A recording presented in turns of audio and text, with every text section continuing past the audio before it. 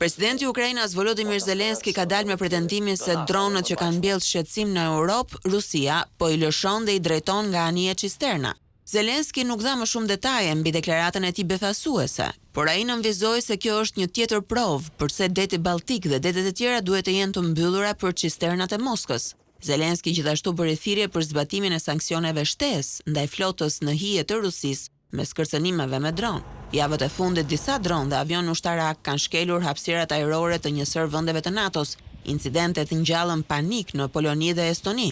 Avion ushtarak estonez shoqëruan javën që shkoi 3 avion luftarak MiG rus jashtë hapësirës ajrore të vendit të tyre, pas një inkursioni 12 minutësh të cilin Moska mohoi që të ketë ndodhur ndonjëherë.